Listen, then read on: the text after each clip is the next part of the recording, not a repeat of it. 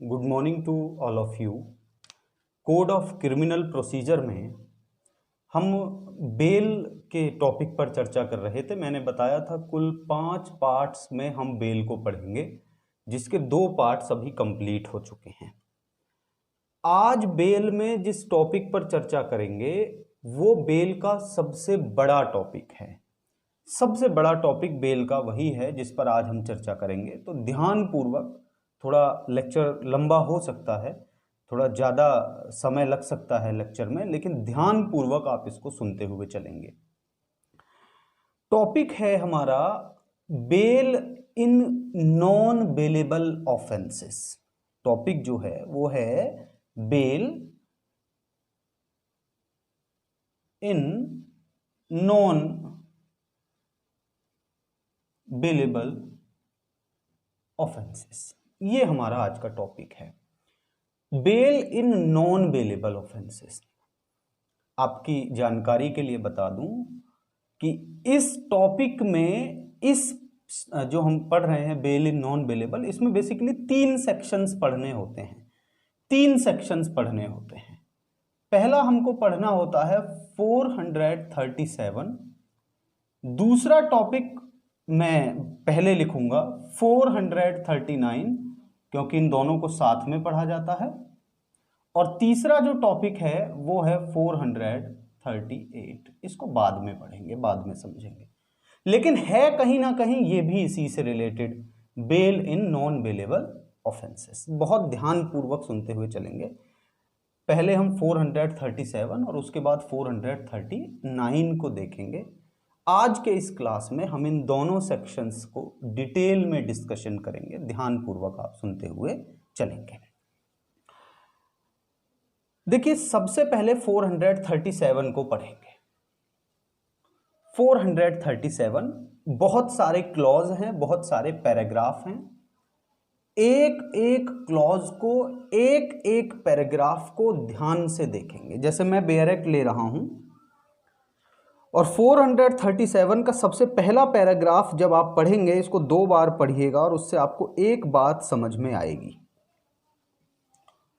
कि 437 का जो पैरा नंबर 1 है उसमें एक कॉम्पिटेंट अथॉरिटी बताई गई है, एक कॉम्पिटेंट कोर्ट बताया गया है जो 437 में काम करेगा। यानी ये सेक्शन केवल एक स्पेसिफिक टाइप के कोर्ट पर लागू होता है। और वो कोर्ट क्या है कि वो कोर्ट हाई कोर्ट और कोर्ट ऑफ सेशन नहीं है। वो जो कोर्ट है वो हाई कोर्ट और कोर्ट ऑफ सेशन नहीं होना चाहिए। यानी जब भी नॉन बेलेबल ऑफेंसेस की बात आएगी और उसमें बेल देने के बारे में बात करेंगे और 437 437 की बात करेंगे, 437 की बात करेंगे, तो हाई कोर्ट और कोर्ट ऑफ सेशन इस सेक्शन में इंक्लूड नहीं है।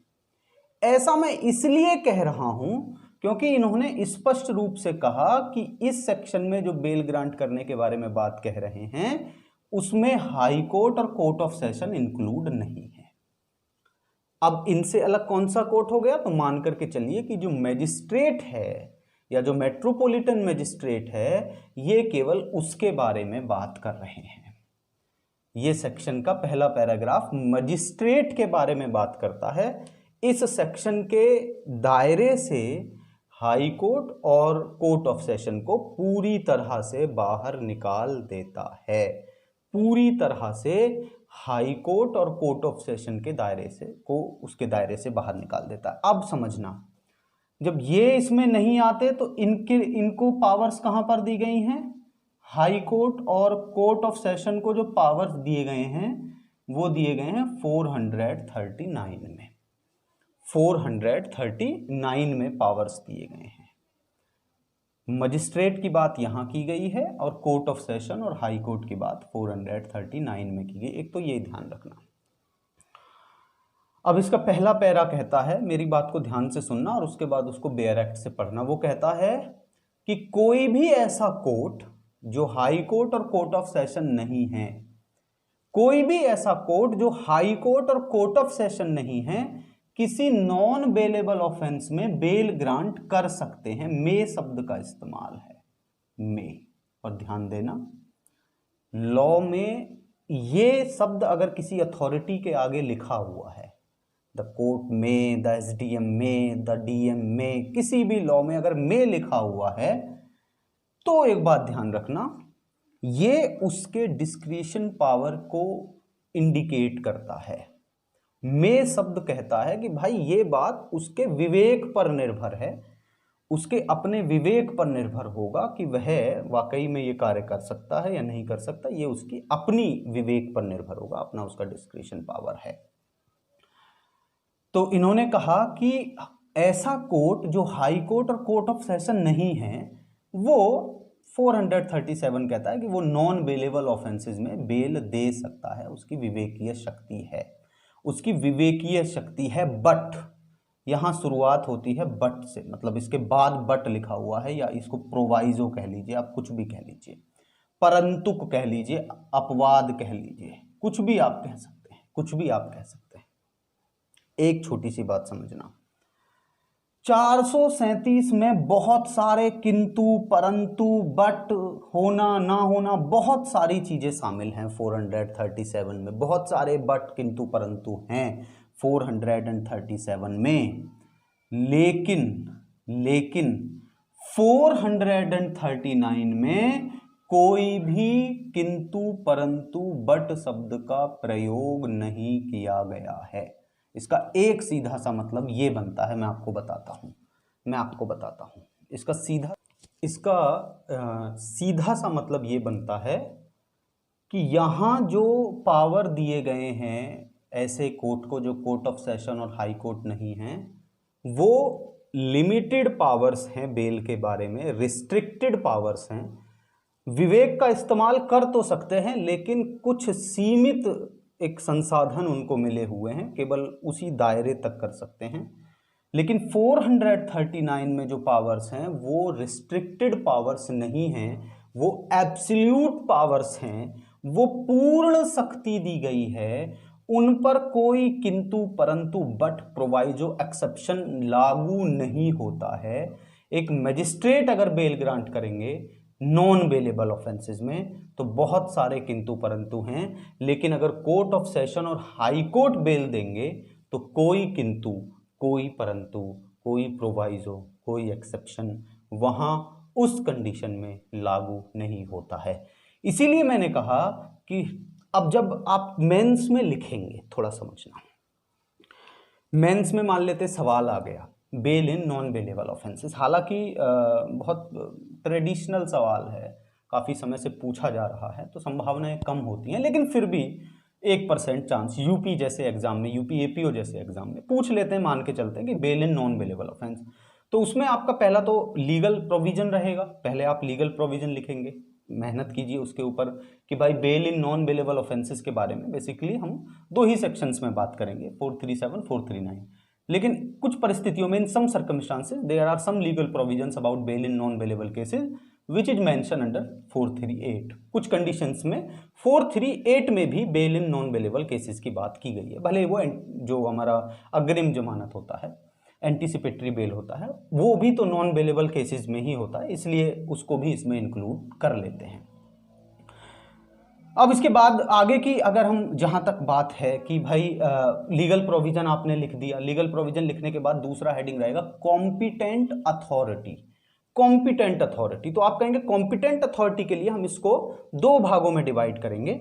एक कॉम्पिटेंट अथॉरिटी जो 437 में बताई गई है, और एक कॉम्पिटेंट अथॉरिटी जो 439 में बताई गई है, 439 में बताई गई हैं।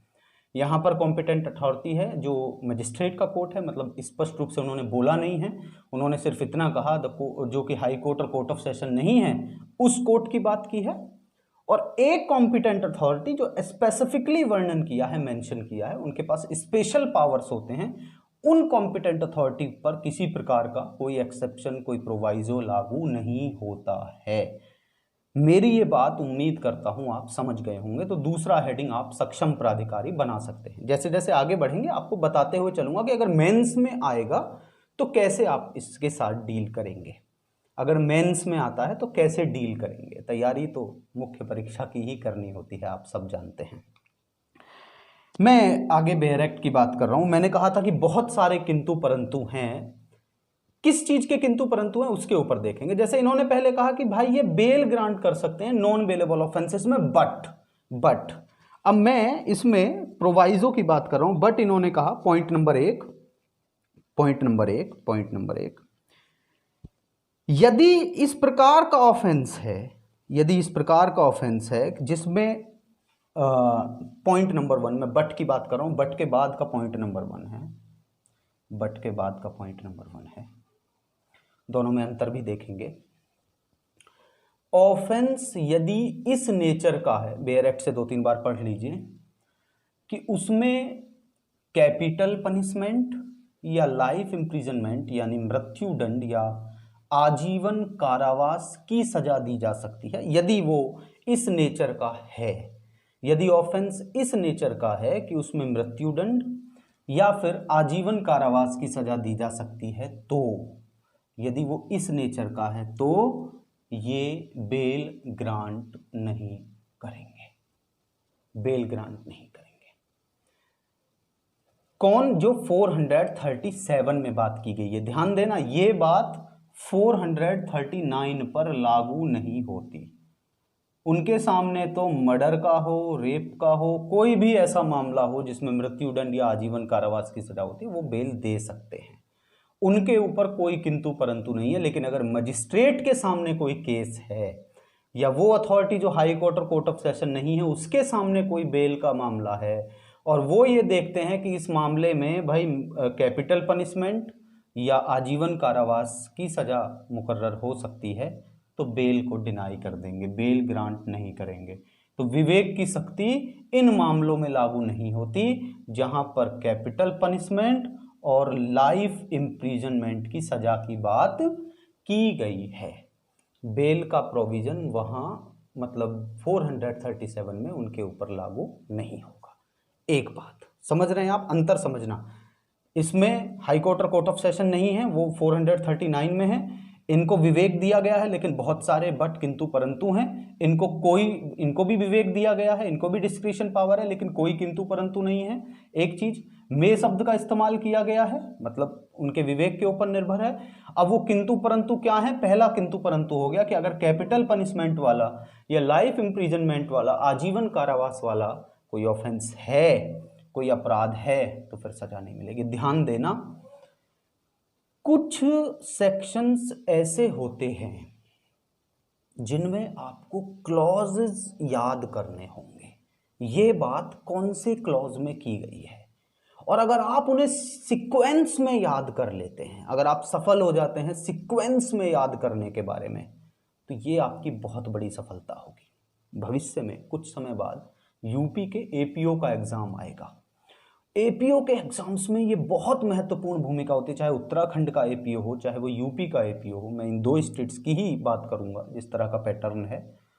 बेयर एक्ट के सीक्वेंस को लिख देना ये अपने आप में बहुत बड़ी बात होती है। तो आप सबसे पहले मान लेते हैं शब्द इधर उधर हो सकते हैं, मैं ये नहीं कह रहा हूं कि आप डिट्टो लिखेंगे, एक एक चीज लिखेंगे, नहीं, मैं कह रहा हूं शब्द इधर उधर हो सकते हैं लेकिन बात वही लिखें। तो आपने भाई 437 जब लिखना शुरू किया उस सवाल के जवाब में, तो पहले वो पैराग्राफ आप लिखेंगे। पैराग्राफ आप समझ गए होंगे इसमें क्या लिखना है, इसमें वही बात लिखनी है, घुमा फिरा के लिख सकते हैं।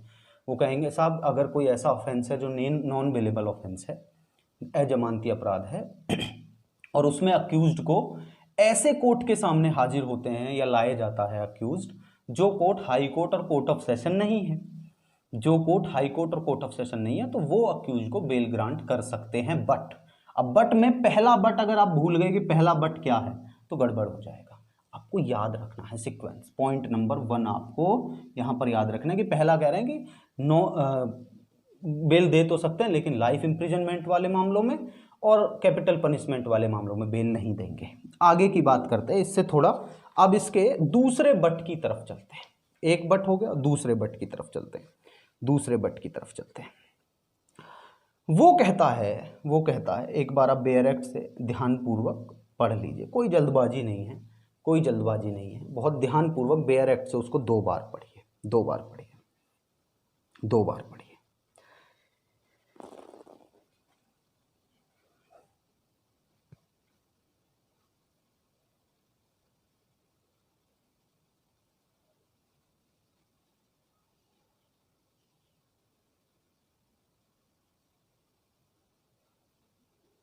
हाँ, ध्यान देंगे।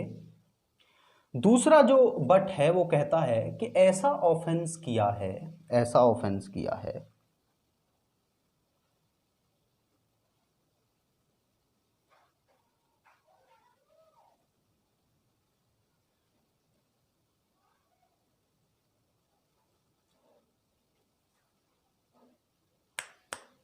ध्यान देंगे। वो कहता है कि ऐसा ऑफेंस किया गया है जो कि एक कॉग्निजेबल ऑफेंस है, संज्ञेय अपराध है। ये बहुत महत्वपूर्ण है। अब जो उसने ऑफेंस किया है वो एक कॉग्निजेबल ऑफेंस है, संज्ञेय अपराध है, एक बात। लेकिन जो अक्यूज्ड है वो ऐसा व्यक्ति है जो पहले भी सजा, जिसको पहले भी कन्विक्शन हो चुका है, जिसका किसी मामले में, जिसका पहले भी किसी मामले में कन्विक्शन हो चुका है, जिसे दोष सिद्ध माना जा चुका है, जिसे पहले भी दोष सिद्ध माना जा चुका है, कन्विक्टेड पर्सन है। पहले जो है वो या तो ऐसा हो कि 7 वर्ष या उससे ज्यादा, 7 वर्ष या उससे ज्यादा के किसी केस में एक बार, या फिर 3 से 7 के बीच में वो 2 बार, 2 टाइम उसे कन्विक्शन मिला हुआ है किसी भी ऑफेंस में, किसी भी अपराध में, तो फिर उसे नहीं छोड़ा जाएगा, फिर उसे बेल पर नहीं छोड़ा जाएगा, फिर उसे बेल पर नहीं छोड़ा जाएगा। समझ रहे हैं मेरी बात, मैं क्या कहना चाह रहा हूं भाई? नॉन बेलेबल ऑफेंस फिलहाल उसने किया, नॉन बेलेबल ऑफेंस उसने किया। वो कह रहे हैं कब आप चाहें तो उसे छोड़ सकते हैं, लेकिन कब नहीं छोड़ेंगे? या तो कैपिटल पनिशमेंट से रिलेटेड वो ऑफेंस है, या वो पहले से कभी कन्विक्टेड रहा है। अब कन्विक्टेड रहा है तो इससे एक चीज समझ में आती है कि कहीं ना कहीं वो हैबिचुअली वो ऑफेंडर है, और ऐसे व्यक्ति को जमानत पर छोड़ना समाज की सुरक्षा को खतरे में डालना होता है। इसलिए उन्होंने कहा कि अगर उसको पहले कभी सजा मिली है 7 साल या उससे ज़्यादा की एक बार, और 3 से 7 के बीच में उसको 2 बार अगर कभी कन्विक्शन हुआ है, तो फिर उसे नहीं छोड़ा जाएगा। ये मैंडेटरी प्रोविजंस हैं, फिर नहीं छोड़ा जाएगा, तो फिर वहाँ मजिस्ट्रेट की शक्ति काम नहीं करेगी। तो अब देखना, मेरी बात बहुत ध्यान से सुनना। प्रैक्टिकल में व्यवहार में जब बेल मजिस्ट्रेट के सामने है, अब नॉन बेलेबल ऑफेंस है, तो वो कहते हैं साहब ये तो नॉन बेलेबल ऑफेंस है। जो डिफेंस है, अक्यूज्ड है, वो कहेगा नॉन बेलेबल ऑफेंस तो है, लेकिन अक्यूज्ड का ये कैरेक्टर इतना अच्छा है, ये घर में अकेला कमाने वाला है, या ये चीज़ें हैं, झूठा आरोप लगाया गया, मनगढ़ंत कहानी है, वगैरह वगैरह वगैरह। तो जो प्रोसिक्यूशन है, जो अभियोजन है, वो क्या कहेगा? अगर उसे ये पता चल जाता है कि भाई इसको, मतलब बहुत सारे तरीके हैं, अगर उसको ये पता चलता है कि पहले भी कन्विक्शन हुआ है इसका और इसको पहले 10 साल की सजा मिली थी, तो वो कुछ नहीं कहेगा, वो कुछ नहीं कहेगा। हालांकि होता यह है कि नॉन बेलेबल ऑफेंसेस में मजिस्ट्रेट आमतौर पर बेल नहीं देते हैं, लेकिन अगर ऐसा लगता है कि दे सकते हैं, अगर ऐसा लगता है कि थोड़ा सा नर्म रुख है उसके बारे में, तो फिर वो कुछ नहीं कहेगा। वो कहेगा हुजूर बस इसको ना पहले 10 साल की सजा मिली हुई है, ये कन्विक्टेड है, कन्विक्टेड है। मजिस्ट्रेट कहेगा भाई अब मैं बेल नहीं दे सकता। आप नहीं देंगे तो बेल तो मिल सकती है उसको, वो 439 में ऑनरेबल हाई कोर्ट में या कोर्ट ऑफ सेशन में ट्राई कर सकता है, लेकिन आप बेल नहीं देंगे, ये आपके ऊपर ये प्रतिबंध है। तो 2 बट हो गए, 2 बट मैंने आपको बताए, 2 बट बताए। अब ध्यान देना, बहुत इंपॉर्टेंट बात बता रहा हूं, बहुत इंपॉर्टेंट। ये जो मैंने आपको ये बताया, नंबर 1 कि कैपिटल पनिशमेंट और लाइफ इम्प्रिजनमेंट, कैपिटल पनिशमेंट और लाइफ इम्प्रिजनमेंट वाली बात मैंने बताई, और नंबर 2 मैंने आपको बताया 7 साल और 3 साल वाले मामले में 2 बार। ये दोनों 437 के बट हैं, मतलब एक तरीके से ये कहते हैं यहां नहीं देगा। इन दोनों का ही एक प्रोवाइजो है, यानी अब समझना, अगर इन दोनों का वो जो प्रोवाइजो मान के चलिए जो मैं आपको बता रहा हूं वो लागू हो जाता है तो फिर कंडीशन सीधे 437 के पहले पैराग्राफ में आ जाएगी। फिर देखिए पहले क्या है, 437 का पहला पैराग्राफ है, इस पैराग्राफ के दो बट हैं 1 और 2। अब इन दोनों का मिलके एक प्रोवाइजो बनता है, इन दोनों का मिलके एक प्रोवाइजो बनता है। अभी समझना और भी है लेकिन मैं केवल एक की बात कर रहा हूं अभी। अगर ये प्रोवाइजो में बात आ जाती है तो फिर वापस मामला वहां पे चला जाएगा कि बेल दे सकते हैं, बेल दे सकते हैं। वो क्या प्रोवाइजो, मतलब कंडीशन लाइफ इंप्रिजनमेंट और कैपिटल पनिशमेंट वाली है। कंडीशन ऐसी है कि उसको पहले भी प्रायरली कन्विक्शन मिल चुका है लेकिन उसके बाद भी उसे बेल मिल सकती है मजिस्ट्रेट के द्वारा। वो आप एक बार देख लीजिए, एक बार देख लीजिए। यदि क्या है, दो चीजें, तीन चीजें उन्होंने बताई हैं, तीन बातें बताई हैं। कौन कौन सी तीन बातें हैं, कौन कौन सी तीन बातें हैं? यदि अक्यूज्ड, पढ़ेंगे आप तो आपको दिखेगा, यदि अक्यूज्ड 16 वर्ष से कम आयु का है, एक बात, तो भले ही ऑफेंस ऐसा हो जिसमें लाइफ इंप्रिजनमेंट या कैपिटल पनिशमेंट की सजा हो सकती है, फिर भी बेल मिल जाएगी, ध्यान देना। यदि अक्यूज्ड महिला हो, महिला हो, महिला हो, तो भले ही लाइफ इंप्रिजनमेंट और कैपिटल पनिशमेंट के बारे में बात की गई है, फिर भी मिल जाएगा, फिर भी। और तीसरा इन्होंने कहा सिक पर्सन, बीमार व्यक्ति, शिथिलांग व्यक्ति, सिक पर्सन। अब सिक पर्सन कब है कब नहीं है ये तो कोर्ट के ऊपर निर्भर करता है, वो देखेंगे कि क्या ऐसी परिस्थितियां हैं कि सच में इतना बीमार है कि इसको बेल मिलना चाहिए या नहीं मिलना चाहिए। वो तथ्य और परिस्थितियों पर निर्भर करता है, तथ्य परिस्थितियों पर निर्भर करता है। उसके लिए बहुत उच्च लेवल की बीमारी होनी चाहिए, छोटी मोटी बीमारी में बेल नहीं मिलती है। आपने देखा होगा अक्सर ये जो बड़े लोग बंद हो जाते हैं, अभी कुछ स्पिरिचुअल गुरु बंद हुए तो बीमारी का बहाना लेकर के कहा कि बेल मिलना चाहिए, नहीं मिलेगा। और हम इसकी बात नहीं कर रहे हैं, हम बात कर रहे हैं केवल और केवल मजिस्ट्रेट के बारे में, मजिस्ट्रेट के बारे में। तो तीन चीजें ध्यान रखेंगे, बेल ग्रांट किया जा सकता है, बेल दिया जा सकता है यदि वो 16 वर्ष से कम आयु का व्यक्ति है, यदि वो कोई महिला है, उम्र का कोई बाउंडेशन नहीं है महिला के लिए, महिला किसी भी उम्र की हो सकती है। ये मैं इसलिए बता रहा हूं क्योंकि प्रीलिम्स में इस तरह के सवाल पूछे जाते हैं। और तीसरा सिक पर्सन, शिथिलांग व्यक्ति। ध्यान देना मेरी तीन बातों के बारे में, तीन बातों के बारे में। ये बात कहां कही गई है, अब देखो सीक्वेंस दिमाग में रखना, साथ के साथ याद करते हुए चलो। 437 में वही बात कि साहब एक पैराग्राफ लिखा हुआ है, ये इस तरह से बेल मिल सकती है, बेल ग्रांट की जा सकती है। इसके तुरंत बाद पॉइंट नंबर 1 और पॉइंट नंबर 2 ये दो बट बताए गए हैं और इन बट के बाद एक प्रोवाइजो तुरंत बताया गया है कि ये दोनों बट इस कंडीशन में लागू नहीं होंगे। यहां पर मजिस्ट्रेट बेल ग्रांट कर सकते हैं, यहां मजिस्ट्रेट बेल दे सकते हैं। वापस स्थिति उसी पैराग्राफ में चली जाएगी। अब मैं आगे बता रहा हूं, आगे बता रहा हूं।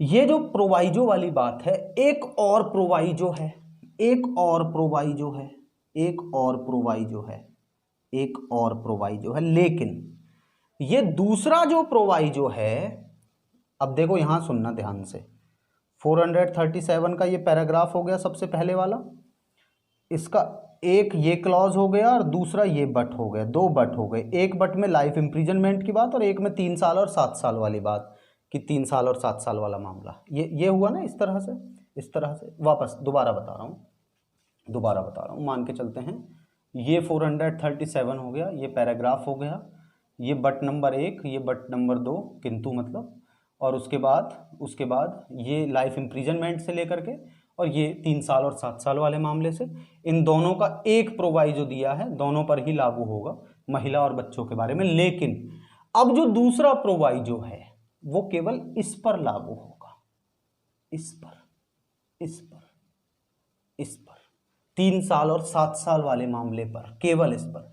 वो कह रहे हैं अगर कोर्ट को लगता है कि कोई स्पेशल रीजन है तो इस वाले मामले में बेल दे सकते हैं, केवल इसमें मतलब कौन सा मामला बनेगा, ये बनेगा 3 साल से 7 साल के बीच में 2 बार कन्विक्ट हुआ है इस तरह के ऑफेंसेज में, 3 साल से 7 साल के बीच में 2 बार कन्विक्शन हुआ और 7 से ऊपर 1 बार कन्विक्शन हुआ। इतना होने पर भी, ऊपर तो मना किया गया है, लेकिन इतना होने पर भी बेल ग्रांट कर सकते हैं यदि कोर्ट के पास, यदि न्यायालय के पास यदि माननीय मजिस्ट्रेट के पास कोई स्पेशल रीजन है तो वो इसको बेल ग्रांट कर सकते हैं, उसको बेल ग्रांट कर सकते हैं। उम्मीद करता हूँ ये इतना अभी आपके समझ में आया होगा, इतना समझ में आया होगा। देखो बिल्कुल उंगलियों पे याद करो, बिल्कुल टिप्स पे आपको याद हो जाएगा। कैसे होगा? 437, सबसे पहले 437 हो गया, पैराग्राफ है। उसके बाद 437 के पैराग्राफ के दो बट हैं, दोनों को याद रखना है। दोनों याद रखने के लाइफ इम्प्रिजनमेंट और कैपिटल पनिशमेंट के मामले में नहीं मिलेगा। उसके बाद दोनों जो बट हैं, जो दोनों जो किंतु हैं, उनका एक प्रोवाइजो है कि भैया भले ही ये दोनों मामले हो फिर भी 16 वर्ष महिला और शिथिलांग या सिक पर्सन है तो बेल मिल सकती है, मजिस्ट्रेट के विवेक पर निर्भर करता है, मिल सकती है बेल। उसके बाद दूसरा प्रोवाइजो इसके बट नंबर 2 से ही रिलेटेड है, जिसमें कहा गया 3 साल से 7 साल 2 बार और 7 से ऊपर 1 बार, केवल उसी से रिलेटेड है और सीधे तौर पर कहता है, कोई ज़्यादा इधर उधर की बातें नहीं करता, सीधे तौर पर स्पष्ट रूप से कहता है। स्पष्ट रूप से क्या कहता है भैया? स्पष्ट रूप से कहता है कि कोर्ट अगर चाहे और कोई स्पेशल रीजंस हैं कोर्ट के पास तो कोर्ट बेल ग्रांट कर सकते हैं, लेकिन केवल दूसरे वाले कंडीशन में, केवल दूसरे वाले कंडीशन में। उम्मीद करता हूं इतना आपके समझ में अभी आया होगा। अब इससे आगे की जी, अब इसमें आगे एक और प्रोवाइजो है, एक और प्रोवाइजो है, थोड़ा ध्यान से सुनना। इंडियन एविडेंस एक्ट का, इंडियन एविडेंस एक्ट का एक सेक्शन है, सेक्शन नंबर 9, जो मैंने आपको बताया था TI परेड से संबंधित है, टेस्ट आइडेंटिफिकेशन परेड या पहचान परेड, पहचान परेड। अब अक्यूज्ड ऐसा है, अभियुक्त ऐसा है जिसके नाम से नामदर्ज रिपोर्ट दर्ज नहीं हुई है, मतलब उसका नाम नहीं है, नामदर्ज नहीं है। तो ऐसे मामलों में जहां पर रिपोर्ट किसी के नाम से नहीं होती, एक बड़ी ज़रूरत रहती है कि जो घटना से संबंधित व्यक्ति हैं, जो विटनेस हैं, जो जिन्होंने घटना को देखा या जो घटना के तथ्यों से परिचित हैं, उनसे क्या कराया जाता है? टेस्ट, या फिर विक्टिम खुद, उनसे क्या कराया जाता है? टेस्ट आइडेंटिफिकेशन परेड कराई जाती है उस अक्यूज्ड की इन्वेस्टिगेशन के दौरान।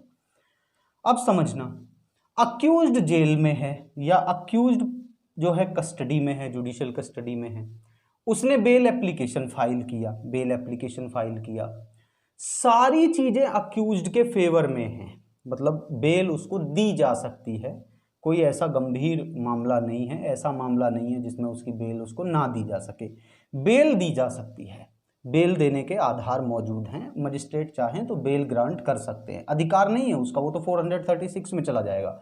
यहां पर हम कह रहे हैं कि कोई ऐसी बात नहीं है, वो जो 2 बट थे उनमें से किसी में मामला नहीं आता, बेल उसको दी जा सकती है, लेकिन केवल इस वजह से कि भाई तुम्हारा हमारी कस्टडी में रहना इसलिए जरूरी है कि तुमको विटनेस के द्वारा पहचाना जाएगा, तुम्हारी पहचान परेड होगी, साक्षियों के द्वारा तुमको पहचाना जाएगा, केवल ये एक आधार नहीं होगा उसकी बेल एप्लीकेशन रिजेक्ट करने का।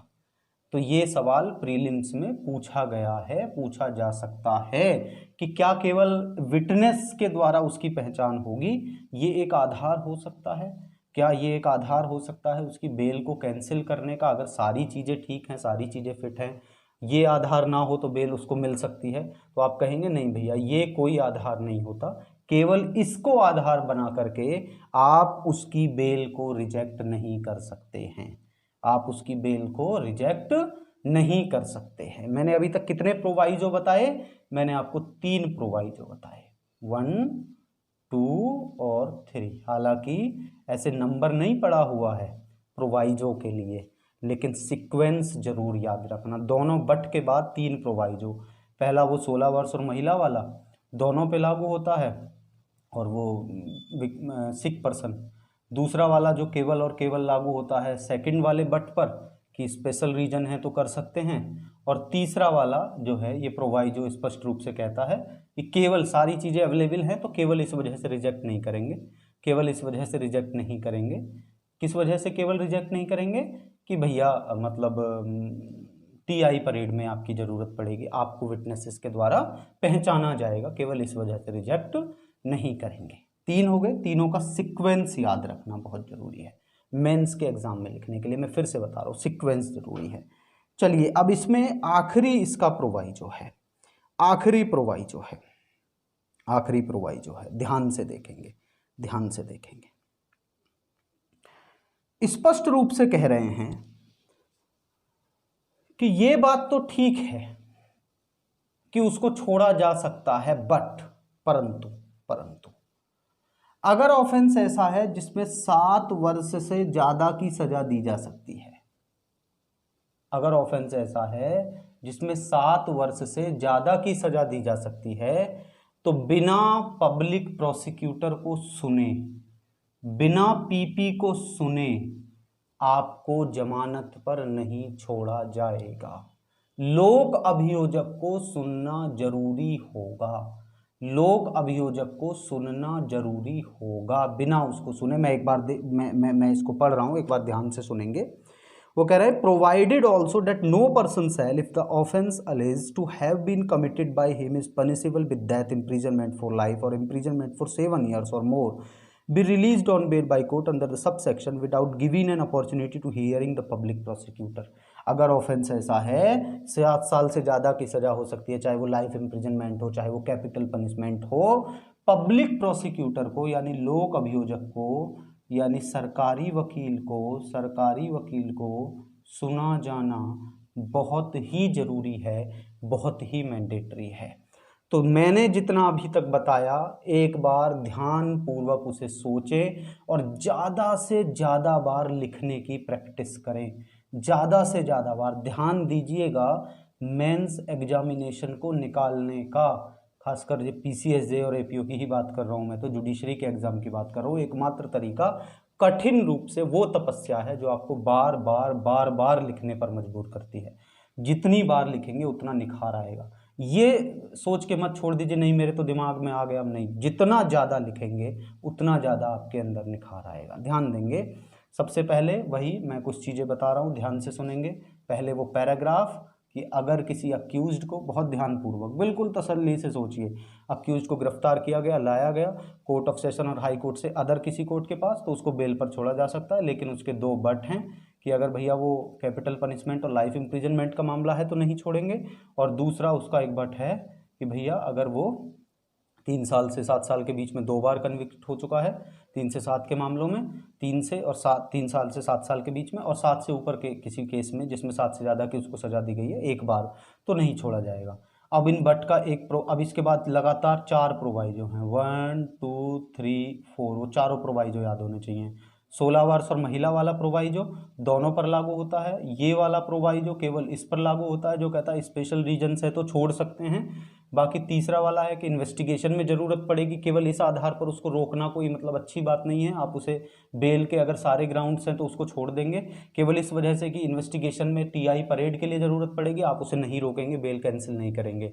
और चौथा जो मैंने अभी पढ़ा, नंबर 4 जो प्रोवाइजो है जिसकी मैं अभी बात कर रहा था आपसे, कौन सा प्रोवाइजो है कि लोक अभियोजक को, पब्लिक प्रोसिक्यूटर को सुना जाना जरूरी है जब आपकी बेल पर सुनवाई होगी, अगर मामला 7 साल से ज़्यादा का है। तो ये भी प्रीलिम्स का सवाल बनता है, इनमें से कौन से मामले में बेल की सुनवाई के दौरान, बेल हियरिंग के दौरान कौन से केस में पब्लिक प्रोसिक्यूटर को सुना जाना जरूरी है, तो आप सीधे तौर पर कहेंगे उन केसेस में जो 7 साल या उससे ज़्यादा के मामले हैं, 7 साल या उससे ज़्यादा के केसेस हैं। उम्मीद करता हूँ इतना आप समझ गए होंगे, इतना समझ गए होंगे। अब हम इसके क्लॉज नंबर 2 की तरफ चलते हैं।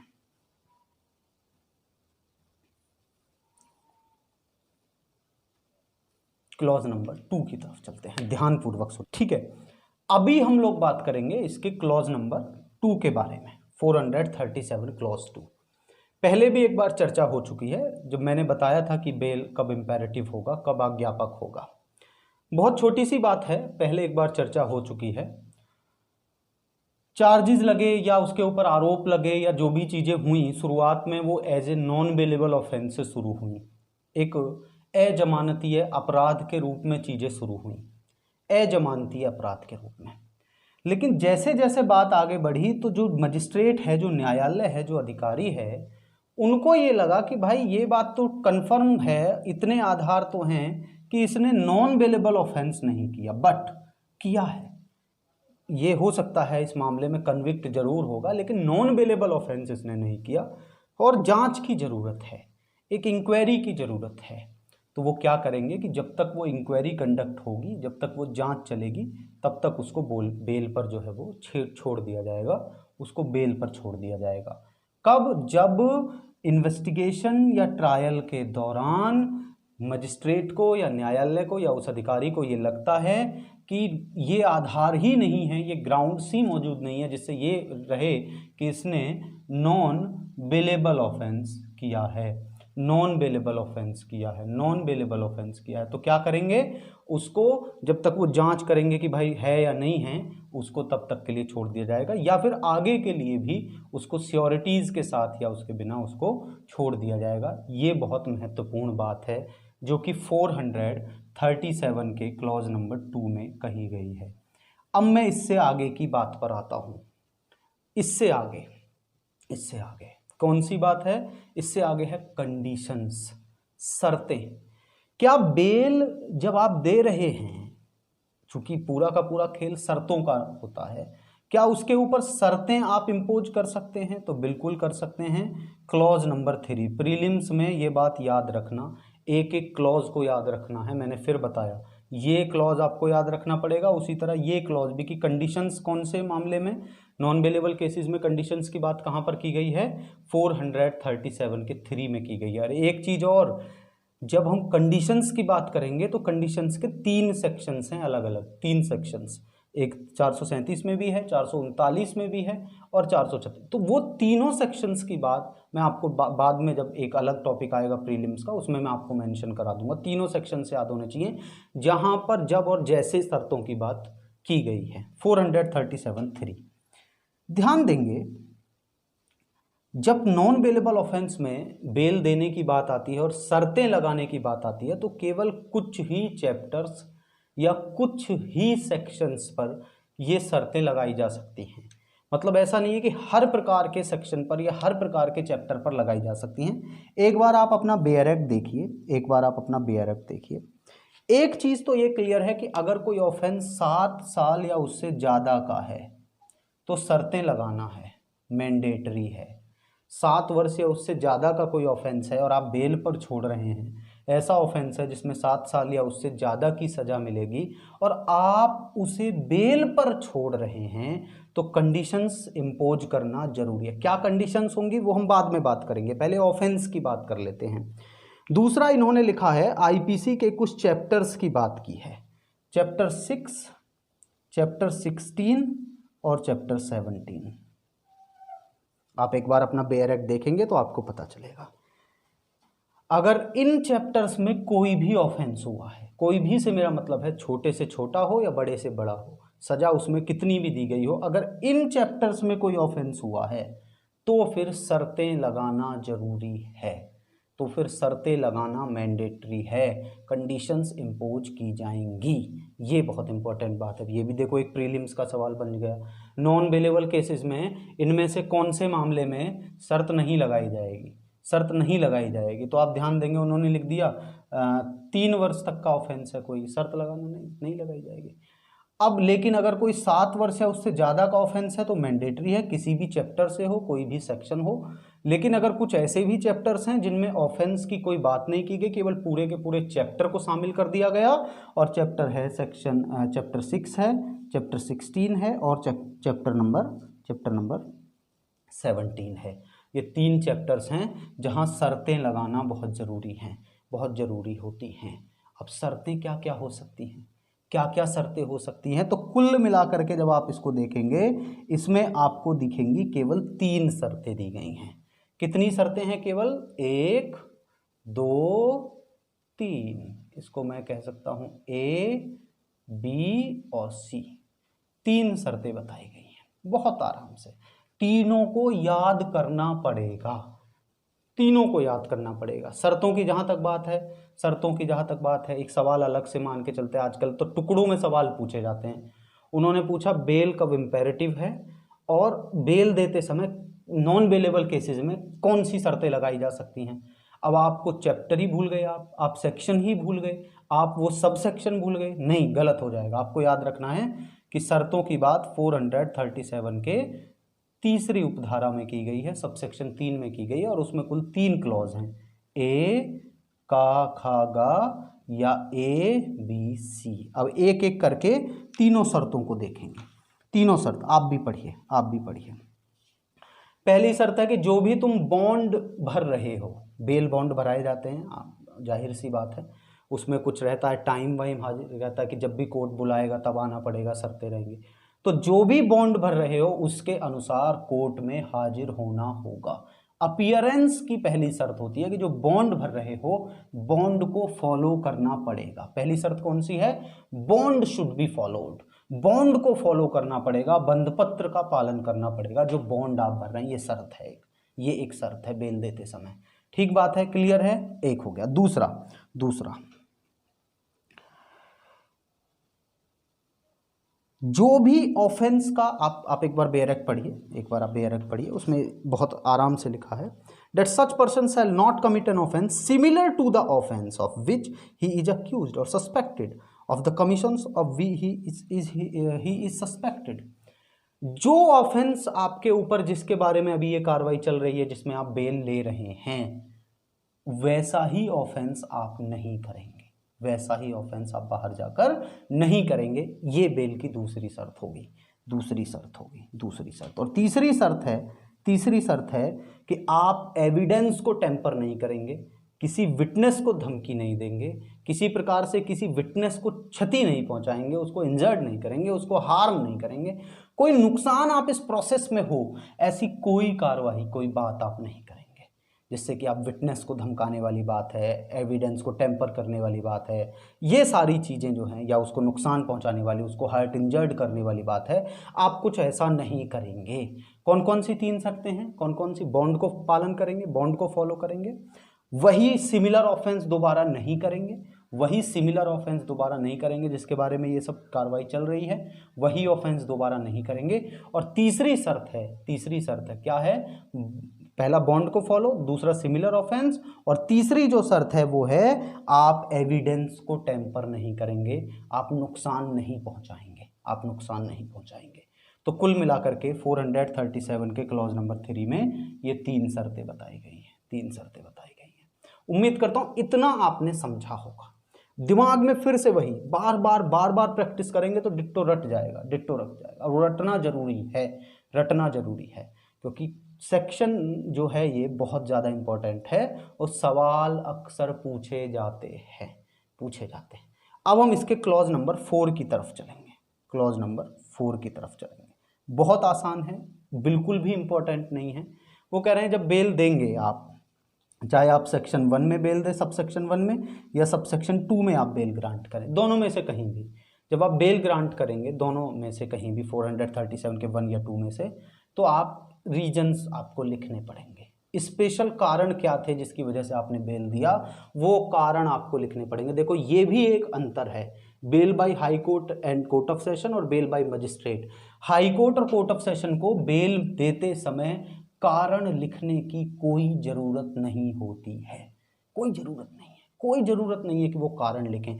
लेकिन चूंकि आपके पास वो उतना उस लेवल का पावर नहीं है, तो जब भी आप बेल देंगे आपको कारण लिखने पड़ेंगे।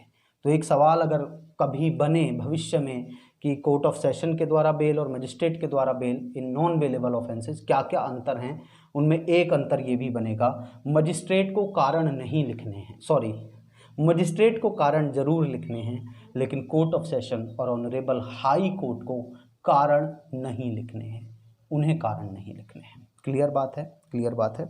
अब इसके बाद क्लॉज नंबर 5 की बात करते हैं।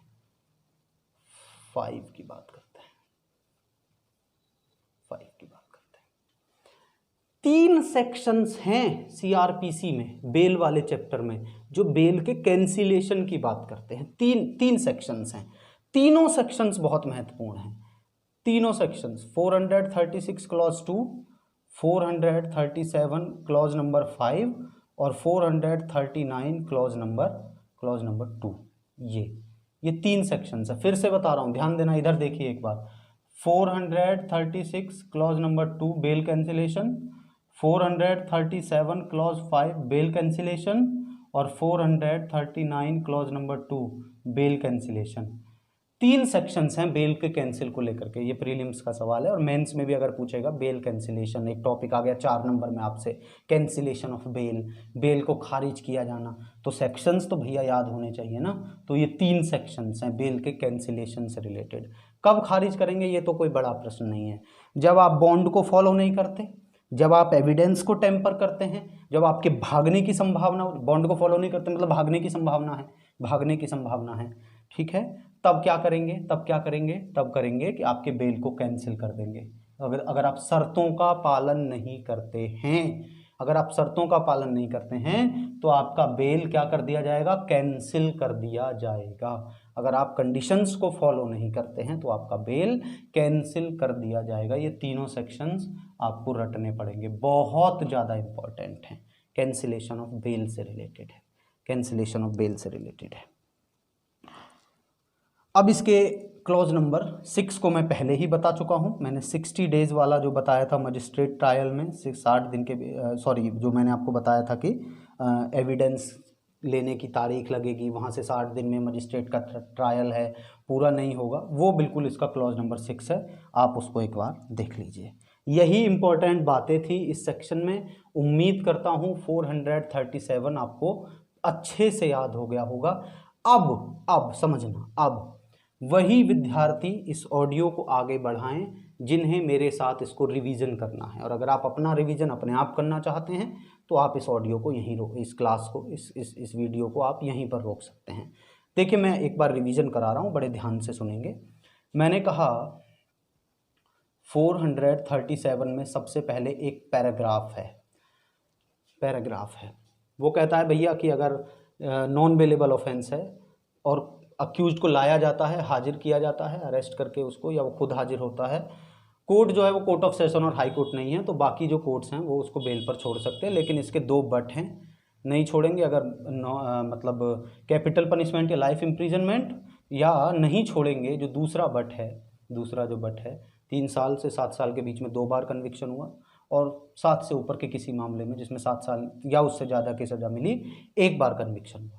अब इसके तुरंत बाद इसमें 4 प्रोवाइजो हैं, 4 प्रोवाइजो याद रखना। पहला प्रोवाइजो 16 वर्ष से कम आयु का कोई व्यक्ति है, महिला है किसी भी उम्र की, या कोई शिथिलांग है, बीमार व्यक्ति है, तो फिर ये दोनों मामलों में छोड़ने की पॉसिबिलिटी बनती है। छोड़ सकते हैं, मैं ये नहीं कह रहा हूँ छोड़ देंगे, छोड़ सकते हैं, विवेक है, केवल डिस्क्रिशन पावर है।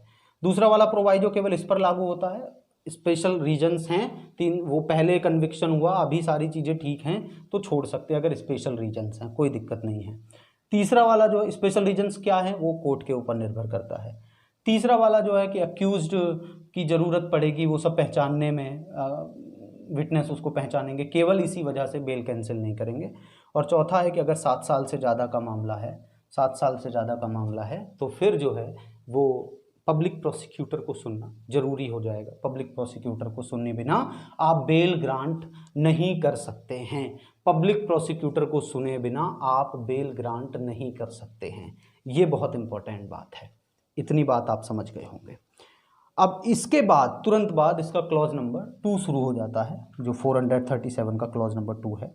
वो मैंने पहले ही बताया कि शुरुआत हुई थी नॉन बेलेबल से, बाद में पता चला नॉन बेलेबल तो है ही नहीं, तो फिर उसको बेल पर छोड़ देंगे जांच होने तक, या बाद में आगे के लिए भी कोर्ट के ऊपर निर्भर करता है। क्लॉज नंबर 3 जो है वो कंडीशंस की बात करता है। कंडीशंस केवल कुछ मामलों में, उन मामलों में जो 7 साल या उससे ज़्यादा, या 3 चैप्टर मैंने बताए थे, 6, 16 और 17, ये 3 चैप्टर्स हैं आईपीसी की बात कर रहा हूँ मैं। तो इनमें कंडीशंस, या फिर 7 साल से ऊपर का कोई भी मामला, किसी भी एक्ट का कुछ भी है, तो बेल आपको जो है वो कंडीशंस आपको लगेंगी। 3 मैंने कंडीशंस बताई आपको ABC करके, मैंने बताया ABC 3 कंडीशंस हैं। पहला कंडीशन यह है बॉन्ड को फॉलो करेंगे, दूसरा कंडीशन है वही ऑफेंस दोबारा सिमिलर ऑफेंस नहीं करेंगे, और तीसरा कंडीशन है एविडेंस वगैरह को टेम्पर नहीं करेंगे। उसके बाद इसका क्लॉज नंबर 4, 437 का क्लॉज नंबर 4, वो कह रहे हैं अगर आप बेल ग्रांट कर रहे हैं, चाहे सबसेक्शन 1 में करें या सबसेक्शन 2 में करें, आपको कारण लिखने पड़ेंगे, रीजंस आपको लिखने पड़ेंगे।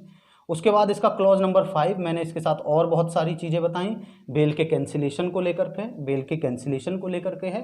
तो 437 का क्लॉज 5 के साथ और मैंने सेक्शंस बताए, जैसे ये 2, ये 5 और ये 2। तो इसको आप देखेंगे कि बेल कैंसिल हो सकता है अगर आप बॉन्ड को फॉलो नहीं करते, एविडेंस टेम्पर करते हैं, या ये कह लीजिए कि कंडीशंस को फॉलो आप नहीं करते, तो बेल आपका कैंसिल हो जाएगा, कैंसिलेशन ऑफ बेल। और इसका क्लॉज नंबर, हालांकि इसमें 7 क्लॉज है, 7वां क्लॉज हमको नहीं पढ़ना। 437 का क्लॉज नंबर 6 कहता है वो जो मजिस्ट्रेट का ट्रायल है, एविडेंस की तारीख लग गई है, उस तारीख से 60 दिन के भीतर ट्रायल पूरा नहीं होता, बेल का राइट मिल जाएगा। वो मैंने इंपैरेटिव बेल में भी बताया था कि कब बेल अज्ञापक है, वहाँ पे भी हमारी चर्चा हुई है। तो ये हमारा टॉपिक यहाँ पे खत्म हुआ। अब हम 439 के ऊपर डिस्कशन करेंगे। Thank you so much.